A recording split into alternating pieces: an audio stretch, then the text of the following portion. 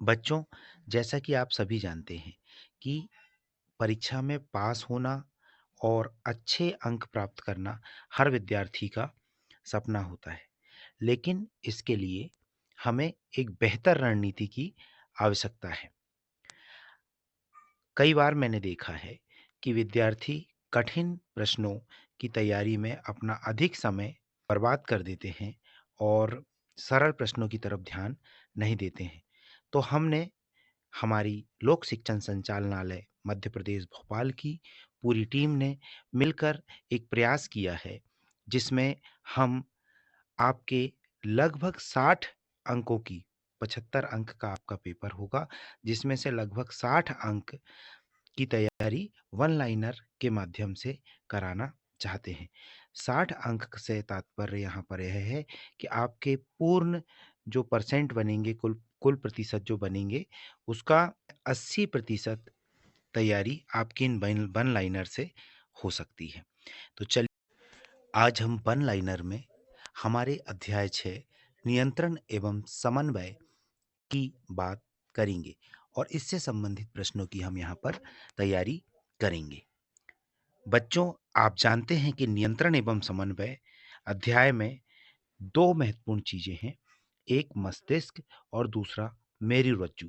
साथ ही साथ तीसरी महत्वपूर्ण बात इसमें जो आती है, वो है ग्रंथियाँ। इस पूरे अध्याय में हमें मस्तिष्क, मेरुरज्जु और ग्रंथियों के बारे में अपने प्रश्नों की तैयारी करना है। तो चलिए बच्चों, हम शुरू करते हैं नियंत्रण एवं समन्वय अध्याय और इसका हमारा प्रथम बिंदु जो है वह है मस्तिष्क। मानव मस्तिष्क मुख्यतः 3 भागों में बटा हुआ है, अग्र मस्तिष्क, मध्य मस्तिष्क और पश्च मस्तिष्क। इसके बाद हम ग्रंथि की बात करते हैं बच्चों। ग्रंथि किसे कहते हैं? प्रश्न आ सकता है, ग्रंथि किसे कहते हैं? कोशिकाओं का ऐसा समूह या ऊतक जो तरल पदार्थ स्रावित करता है, उसे ग्रंथि कहते हैं। यहाँ कहने का मतलब ये है कि बहुत सारी कोशिकाएं हैं या ऊतक है और उससे कोई लिक्विड निकल रहा है, कोई लिक्विड पदार्थ निकल रहा है जो कि कार्बनिक होना चाहिए, कार्बनिक पदार्थ निकल रहा है, तो उन्हें हम क्या कह देते हैं? ग्रंथि कहते हैं। ग्रंथियां बच्चों 3 प्रकार की होती हैं, अंतःस्रावी ग्रंथि, बहिर्स्रावी ग्रंथि और मिश्रित ग्रंथि। सबसे पहले हम अंतःस्रावी ग्रंथि की यहाँ पर बात करेंगे। अंतःस्रावी ग्रंथि की विशेषता क्या है? ये ग्रंथियां नलिका विहीन होती हैं। इनसे बनने वाला तरल पदार्थ हार्मोन कहलाता है। इनसे निकलने वाला हार्मोन रक्त के माध्यम से लक्ष्य कोशिका तक पहुंचता है और अंत में हम इसके उदाहरणों की बात करेंगे। कौन कौन सी ग्रंथियां अंतःस्रावी ग्रंथि होती है, इनकी बात करेंगे। तो अंतःस्रावी ग्रंथियों के उदाहरण हैं hypothalamus, pineal, Piyush, thyroid, parathyroid, thymus, adrenal, ovary और टेस्टिस। कुल मिला के हम यहाँ पर देखें कि अधिकांश जो हमारे शरीर की ग्रंथियां होती हैं, वे अंतःस्रावी ग्रंथियों की तरह कार्य करती हैं। यहाँ हमने क्या देखा? यहाँ हमने देखा कि अंतःस्रावी ग्रंथियां नलिका विहीन होती है। इनसे निकलने वाला जो तरल पदार्थ है वो हार्मोन कहलाता है और हार्मोन जो है वह रक्त के माध्यम से लक्ष्य कोशिकाओं तक पहुंचता है। अब हम बात करेंगे बहिर्स्रावी ग्रंथि की। बहिर्स्रावी ग्रंथियां जो होती हैं उसमें नलिका पाई जाती है। इनसे निकलने वाला जो तरल पदार्थ है वह है एंजाइम कहलाता है। याद रखिए, जब अंतःस्रावी से निकला था तब हार्मोन कहलाया था, बाह्यस्रावी से निकलने वाला जो है वो एंजाइम कहलाता है और इनसे निकलने वाला एंजाइम नलिकाओं के माध्यम से लक्ष्य कोशिका तक पहुंचते हैं। अभी आपने देखा थोड़ी देर पहले कि जो अंतःस्रावी ग्रंथि थी, उनसे निकलने वाला हार्मोन रक्त में मिल रहा था और फिर लक्ष्य कोशिका तक पहुँच रहा था। जबकि यहाँ पर इनसे निकलने वाला एंजाइम नलिकाओं के माध्यम से लक्ष्य कोशिका तक पहुँचते हैं। अब यहाँ पर हम इनके उदाहरणों की बात कर लेते हैं। इन ग्रंथियों के उदाहरण देखिए। इन ग्रंथियों के उदाहरण में सबसे पहले यकृत, आँसू ग्रंथि, दुग्ध ग्रंथि और श्वेत ग्रंथि। यकृत यानी लीवर, आंसू ग्रंथि, दुग्ध ग्रंथि और स्वेद यानी पसीने वाली ग्रंथि। ये किसका उदाहरण हो गई? बाह्यस्रावी का। और इसके बाद हमारी आती है मिश्रित ग्रंथियां। मिश्रित ग्रंथियां क्या होती हैं? जैसा कि इनका नाम है, ये ग्रंथियाँ अंतःस्रावी ग्रंथियाँ एवं बाह्यस्रावी ग्रंथियाँ दोनों की तरह कार्य करती हैं। और ग्रंथि का एग्जाम्पल एकमात्र उदाहरण है हमारे शरीर में पाई जाने वाली मिश्रित ग्रंथि का अग्नाशय, पैंक्रियाज ग्रंथि। तो बच्चों ये था हमारा ग्रंथि वाला चैप्टर। अब अग्नाशय पर हम आते हैं। अग्नाशय यह ग्रंथि शरीर की एकमात्र ग्रंथि है जिसका 98% भाग बहिर्स्रावी होता है। आप देखिए, अग्नाशय अंतःस्रावी भी है और बहिर्स्रावी भी है, लेकिन 98% भाग इसका क्या है? बहिर्स्रावी है, और 2% भाग इसका क्या है? अंतःस्रावी है। मतलब कि 98% भाग जो है वो एंजाइम निकाल रहा है और नलिका के माध्यम से लक्ष्य कोशिका तक पहुंचा रहा है, जबकि 2% भाग हार्मोन उत्सर्जित कर रहा है और लक्ष्य कोशिका तक भेजने का काम रक्त के माध्यम से कर रहा है। जंतुओं में नियंत्रण एवं समन्वय के लिए उत्तरदायी ऊतक दो प्रकार के होते हैं, एक तंत्रिका ऊतक और एक पेशीय ऊतक। तो चलिए हमारी ज्ञान इंद्रियों की बात कर लेते हैं। कुल 3 ज्ञान इंद्रियां होती हैं, आंतरिक कर्ण, नाक और जिह्वा। इन्हें ज्ञान इंद्रियां कहा गया है। अब केंद्रीय तंत्रिका तंत्र, जैसा कि आपने इस पाठ में पढ़ा है, वो बना है मस्तिष्क और मेरुरज्जु से। दो तंत्रिका कोशिकाओं के बीच खाली स्थान जो है, ये प्रश्न कई बार पूछा गया है, इसे बेटा बड़े अच्छे से समझें आप लोग। जो हमारे न्यूरॉन्स होते हैं, न्यूरॉन्स का जो आखिरी भाग होता है जिन्हें हम द्रुमिका कहते हैं, तो दो अलग-अलग न्यूरॉन के बीच का जो भाग है, जो द्रुमिका जहाँ से कनेक्ट होती हैं, उस भाग को क्या कहते हैं? जहाँ पर 2 न्यूरॉन कोशिकाएँ जुड़ती हैं, उस भाग को क्या कहते हैं? तो उन्हें कहते हैं सिनैप्स। निम्नलिखित पादप हार्मोन हैं। देखिए, पादप हार्मोन के बारे में हम इस अध्याय में पढ़ने वाले हैं। तो 3 मुख्य पादप हार्मोन हैं जिनकी हम यहाँ पर बात करेंगे। साइटोकाइनिन, ऑक्सिन और जिबरेलिन। मनुष्य में पर्यावरण से सभी सूचनाओं की संवेदना ग्रहण करने हेतु ग्राही अंग क्या है? तो देखिए बच्चों, ग्राही अंग वही होंगे जो हमारी ज्ञान इंद्रियाँ हैं। ज्ञान इंद्रियों में हमने 3 किस-किस की बात करे थे? आंतरिक कर्ण की बात करे थे, नाक की बात करे थे और जिह्वा की बात करे थे। आंतरिक कर्ण सुनने का काम करता है, नाक सूंघने का काम करती है और जिह्वा स्वाद पहचानने का काम करती है। तो इनसे हमें ज्ञान होता है पर्यावरण के बारे में, कौन-सी चीज़ कैसी है। तो ये हमारी संवेदना ग्रहण करने के अंग हैं बच्चों। चलिए बात करते हैं मनुष्य के मस्तिष्क में सोचने वाला भाग कौन-सा है। तो जैसा कि हम जब पढ़ रहे थे मनुष्य का मस्तिष्क, तभी हमने बताया था कि मनुष्य के मस्तिष्क में सोचने वाला भाग है अग्र मस्तिष्क। किस ग्रंथि को मास्टर ग्रंथि कहते हैं? ये प्रश्न कई बार पूछा गया है। तो बेटा आपको याद रखना है, पीयूष ग्रंथि। पीयूष ग्रंथि को मास्टर ग्रंथि कहते हैं, इसे पिट्यूटरी ग्लैंड भी कहते हैं। चलिए, कपाल तंत्रिकाओं और मेरु तंत्रिकाओं से मिलकर केंद्रीय तंत्रिका तंत्र बनता है, ये चीज़ तो हमें पता है। तंत्रिका तंत्र की प्रमुख इकाई क्या है? जैसा कि अभी थोड़ी देर पहले हमने बात करें, न्यूरॉन, यानी कि तंत्रिका कोशिका ही तंत्रिका तंत्र की प्रमुख इकाई है। मनुष्य में प्रतिवर्ती क्रिया का केंद्र क्या है? तो बेटा, जो प्रतिवर्ती क्रिया है उसका केंद्र है मेरुरज्जु। याद रखेंगे, मनुष्य में प्रतिवर्ती क्रिया का केंद्र क्या है? मेरुरज्जु है। मनुष्य के मस्तिष्क में सोचने वाला भाग, भाई सोचता कौन सा भाग है? तो अग्र मस्तिष्क सोचने का काम करता है। 2 प्रकार के हार्मोन्स की हम यहाँ पर और बात करेंगे, एक नर हार्मोन, एक मादा हार्मोन। तो टेस्टोस्टेरोन जो है, टेस्टोस्टेरोन हार्मोन का स्राव मुख्यतः टेस्टिस से, यानी कि वृषण से होता है। इस बात को ध्यान रखेंगे, और यह एक नर हार्मोन है, यानी कि यह पुरुषों में पाया जाने वाला हार्मोन है टेस्टोस्टेरोन। मटर के पौधे में तंतु की वृद्धि का कारण, देखिए भाई मटर के पौधे आपने देखे होंगे, मटर से जब पौधे बनते हैं मटर के बीज से, तो वो जब उसके तंतु उसके जब प्लांट जब वृद्धि करता है, तो प्रकाशानुवर्तन गति करता है, प्रकाश की तरफ, लाइट की तरफ गति करता है। तो वृद्धि का कारण क्या है? मटर के पौधे में तंतु की वृद्धि का कारण प्रकाशानुवर्तन गति है। पकी हुई फलियों, जो पके हुए फल या फलियाँ होती हैं, वृक्ष से अलग हो जाती हैं। इसका मुख्य कारण है एब्सिसिक अम्ल। एब्सिसिक अम्ल का जमाव हो जाता है उनके डंठल में, जिसके कारण पक कर फल गिर जाते हैं।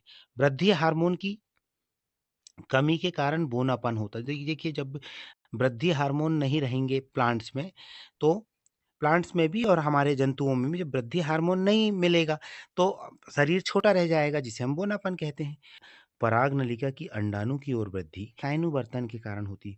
रसायनुवर्तन जैसे हमने आपको प्रकाशानुवर्तन पढ़े थे, प्रकाश की ओर गति, ये रसायन की ओर गति है। हार्मोन्स विशेष प्रकार के रासायनिक पदार्थ होते हैं जो विशिष्ट भागों या कोशिकाओं द्वारा स्रावित होते हैं और विशेष प्रकार की कोशिकाओं की क्रियाशीलता या कार्यशीलता को प्रभावित करते हैं तथा विविध क्रियाओं का नियंत्रण एवं समन्वय करते हैं। हार्मोन्स कहलाते हैं। क्या कहलाते हैं हार्मोन्स? यह विशेष प्रकार के रासायनिक पदार्थ हैं जो विशिष्ट भागों या कोशिकाओं द्वारा स्रावित होते हैं और जिन भागों से स्रावित होते हैं उन्हें ग्रंथि कहते हैं अपन। ये अभी अपन पहले थोड़ी देर पहले पढ़ चुके हैं। और विशेष प्रकार की कोशिकाओं की क्रियाशीलता या कार्यशीलता को प्रभावित करते हैं। कौन सी कोशिका? जो लक्ष्य कोशिका होंगी, जैसा कि हमने अभी थोड़ी देर पहले बात करे थे, लक्ष्य कोशिका को प्रभावित करते हैं। मस्तिष्क केंद्रीय तंत्रिका तंत्र का वह भाग जो कपाल गुहा में सुरक्षित रहता है तथा शरीर के विभिन्न अंगों के कार्यों में समन्वय और संतुलन स्थापित करने का कार्य करता है, मस्तिष्क कहलाता है। कशेरुक दंड की गुहिका में सुरक्षित केंद्रीय तंत्र का वह अंग जो संयोजी ऊतकों से बनी 3 झिल्लियों से ढकी संरचना है तथा प्रतिवर्ती क्रियाओं को संचालित करते हैं, सुषुम्ना या मेरुरज्जु कहलाती है। देखिए क्या बात हो रही है यहाँ पर। कशेरुक दंड की गुहिका में सुरक्षित, कशेरुक दंड यानी रीढ़ की हड्डी में सुरक्षित केंद्रीय तंत्र का वह अंग जो संयोजी ऊतकों से बनी 3 झिल्लियों से ढकी संरचना है तथा प्रतिवर्ती क्रियाओं को संचालित करते हैं, सुषुम्ना या मेरुरज्जु कहलाती है। यहाँ हम बात कर चुके हैं कि प्रतिवर्ती क्रियाओं का केंद्र क्या होता है? मेरुरज्जु होता है। प्रत्यावर्ती प्रतिक्रियाएं जो किसी प्रेरणा या उद्दीपन प्रतिक्रिया के रूप में तुरंत व शीघ्र होती हैं, प्रतिवर्ती क्रियाएं कहलाती हैं। प्रतिवर्ती क्रियाएं क्या है? प्रत्यावर्ती प्रतिक्रियाएं जो किसी प्रेरणा या उद्दीपन प्रतिक्रिया के रूप में तुरंत व शीघ्र होती हैं, प्रतिवर्ती क्रियाएं कहलाती हैं। अंतःस्रावी ग्रंथियां क्या है? शरीर में पाई जाने वाली विशेष प्रकार की ग्रंथियां जिनसे हार्मोन्स का स्रावन होता है, अंतःस्रावी ग्रंथियां कहलाती हैं। हरे पौधे का तना प्रकाश की ओर एवं जड़ अंधकार की ओर गति करते हैं। प्रकाश के कारण होने वाली गति प्रकाशानुवर्तन गति कहलाती है। जलीय पौधे में जल के उद्दीपन के कारण होने वाली गति जलानुवर्तन गति कहलाती है। देखिए प्रकाश की तरफ गति प्रकाशानुवर्तन गति, जल की तरफ गति जलानुवर्तन गति। पादप हार्मोन्स क्या क्या है? हम पहले बात कर चुके पादप हार्मोन्स की, ऑक्सिन, जिब्रेलिन और साइटोसिन। ऑक्सिन, जिब्रेलिन और साइटोसिन। एब्सिसिक अम्ल वृद्धि हार्मोन है। एब्सिसिक अम्ल वृद्धि रोधक है, क्षमा चाहते हैं। एब्सिसिक अम्ल क्या है?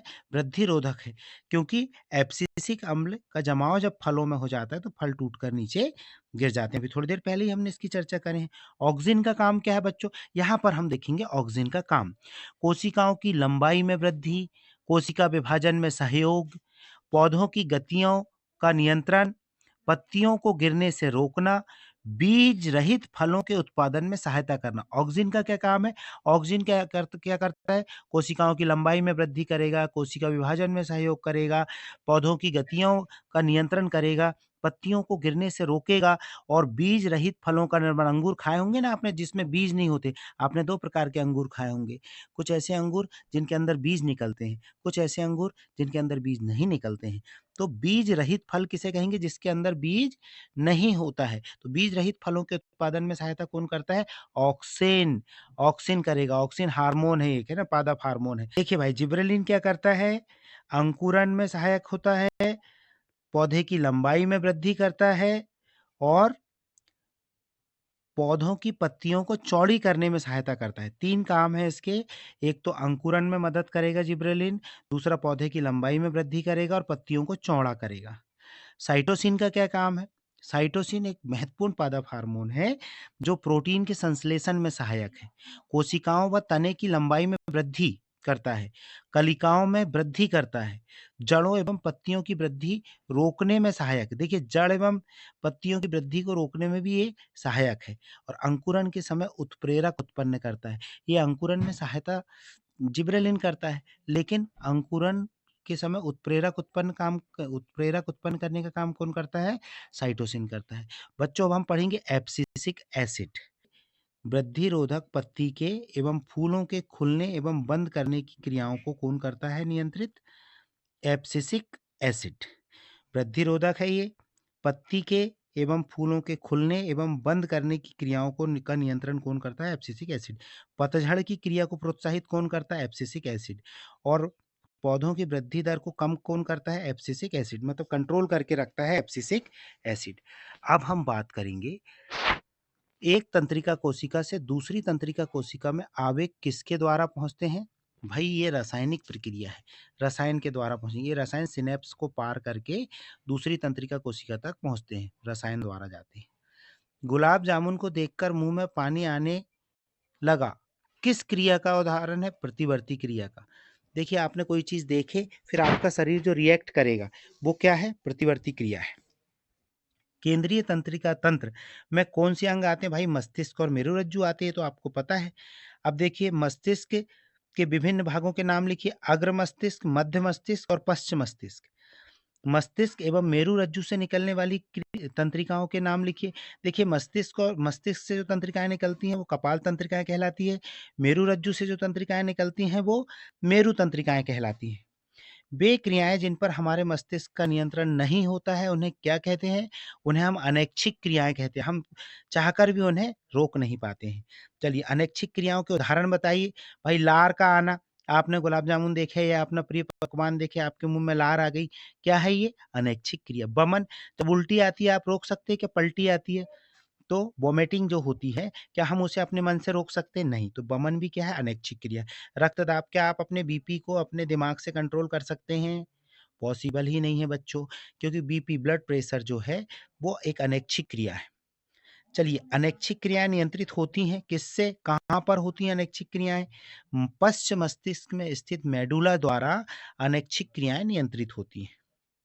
अनैच्छिक क्रियाओं का केंद्र कहाँ है? पश्च मस्तिष्क में मेडुला। उद्दीपन क्रिया का उदाहरण क्या है? पौधों में उद्दीपन क्रिया का उदाहरण क्या है?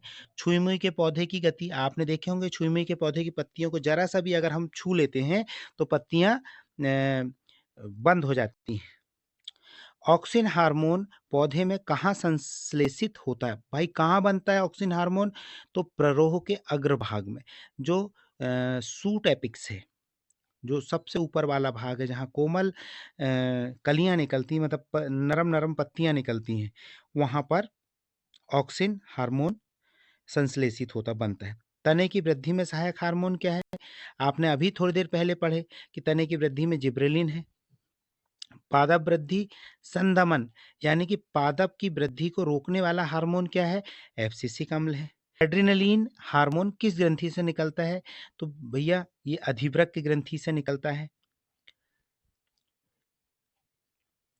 जो किडनी के ऊपर ग्रंथि लगी होती है, अधिवृक्क ग्रंथि, उससे ये निकलता है। हमें आहार में आयोडीन युक्त नमक क्यों लेना आवश्यक है?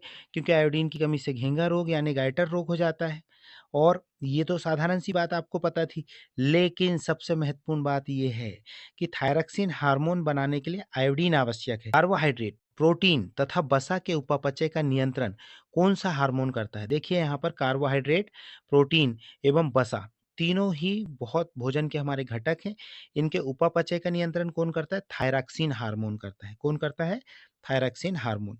फूली हुई गर्दन किस बीमारी का लक्षण है? गाइटर या घेंगा रोग का उदाहरण है। घेंगा रोग का कारण क्या है? आयोडीन की कमी। अभी थोड़ी देर पहले हमने बात करी।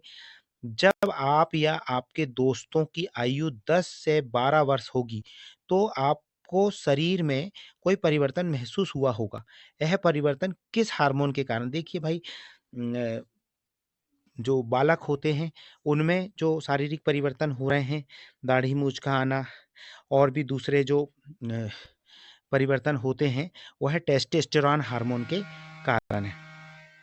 जब आप या आपकी सहेली की आयु 12 से 14 वर्ष होगी, तब शरीर में अनेक परिवर्तन किस हार्मोन के कारण? सहेली बोले तो यहाँ लड़कियों की बात हो रही है।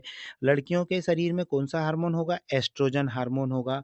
लड़कों के शरीर में टेस्टोस्टेरोन, लड़कों के शरीर में टेस्टोस्टेरोन और लड़कियों के शरीर में एस्ट्रोजन हार्मोन होता है। यह जो एस्ट्रोजन हार्मोन है, यह कहाँ से स्रावित होता है? एस्ट्रोजन हार्मोन स्रावित होता है अंडाशय से, और टेस्टोस्टेरोन हार्मोन निकलता है अपने टेस्टिस से। अच्छा, आपके दादाजी को कम शर्करा की सलाह डॉक्टर ने दी है। दादाजी किस रोग से पीड़ित? भाई शक्कर की बीमारी हो जाती है, शक्कर का पाचन नहीं होता है शरीर में, शुगर बोलते हैं जिसे हम मधुमेह बोलते हैं। वह बीमारी होती क्यों है? किस हार्मोन की कमी से होती है? तो भाई ये इंसुलिन की कमी से होती है, और ये इंसुलिन निकलता कहाँ से है? ये निकलता है शरीर की एकमात्र मिश्रित ग्रंथि अग्नाशय से। इंसुलिन का क्या कार्य है? इंसुलिन रुधिर में शर्करा के स्तर को नियंत्रित करने में सहायता करता है। मतलब जो शर्करा हम जो लेते हैं अलग-अलग प्रकार से, उस शर्करा को नियंत्रित करने का काम रक्त के अंदर कौन करता है? इंसुलिन करता है। अब देखिए, एक शब्द यहाँ पर आया, थोड़ा-सा कॉमन सेंस लगाने की आवश्यकता है कि रक्त के अंदर ये काम कर रहा है। मतलब कि ये अंतःस्रावी ग्रंथि वाले भाग से निकल रहा होगा या बहिर्स्रावी ग्रंथि? तो देखिए, इंसुलिन जो है अग्नाशय से निकलता है। अग्नाशय का 2% भाग अंतःस्रावी होता है, और उसी भाग से इंसुलिन निकलता है क्योंकि ये सीधे रुधिर में मिल रहा है। समझ रहे होंगे आप। टेस्टोस्टेरोन हार्मोन मनुष्य के किस अंग से स्रावित होता है? भाई ये टेस्टिस या वृषण से। एस्ट्रोजन अभी थोड़ी देर पहले बताया कि अंडाशय से।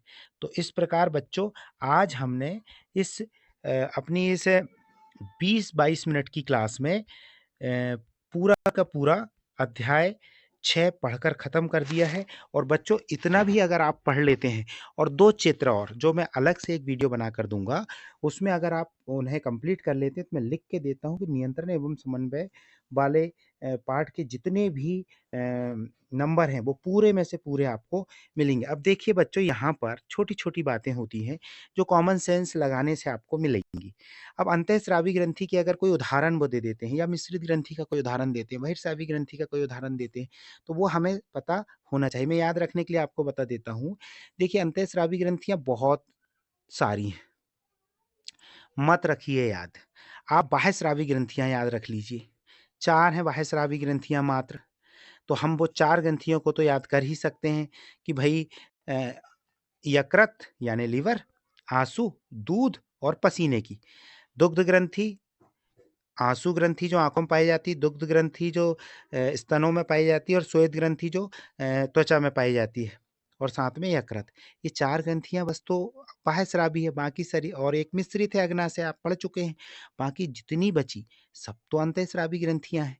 तो ये सरल-सरल चीज़ें। अब हार्मोन्स और एंजाइम में अगर अंतर पूछ लें, अभी यहाँ पर नहीं पढ़ा है अपन ने, लेकिन हार्मोन्स और एंजाइम में अगर अंतर पूछ लें, तो कितने अच्छे से आप अंतर बताएँगे देखिए। हार्मोन्स अंतःस्रावी ग्रंथियों से निकलते हैं, एंजाइम बहिर्स्रावी ग्रंथियों से निकलते हैं। हार्मोन्स रक्त के माध्यम से लक्ष्य कोशिका तक पहुंचते हैं, एंजाइम नलिकाओं के माध्यम से लक्ष्य कोशिका तक पहुंचते हैं। हार्मोन्स अ, एक आध उदाहरण दे सकते हैं अपन कि इस ग्रंथि से निकलते, किसी एक ग्रंथि का नाम लिख करके, या इतनी ग्रंथियों से हार्मोन्स निकलते हैं, ये आप बता सकते हैं। इतनी ग्रंथियों से कुछ और अपनी इन ग्रंथियों के नाम लिख के कि ये इनसे एंजाइम निकलते हैं। तो इतनी आसानी से हम ये सारी चीज़ें बता सकते हैं, लेकिन हम कन्फ्यूज़ हो जाते हैं, तो हमें कन्फ्यूज़ नहीं होना है प्यारे बच्चों। अगले अध्याय के वन लाइनर लेकर हम बहुत जल्दी आपके बीच में आएँगे। अगर आपको यह वीडियो अच्छा लगा है और आपको तैयारी करते रहना है अलग-अलग विषयों की, तो आप इस चैनल को अभी सब्सक्राइब कर लीजिए, और अपने दोस्तों को भी ये शेयर करें, और ये जो 25 मिनट है, जो मैंने आपको पढ़ाया है, इसे आप बार-बार देखें, ताकि आपके मन मस्तिष्क में ये चीज़ें छप जाएँ। तो चलिए, मिलते हैं, तब तक के लिए नमस्कार।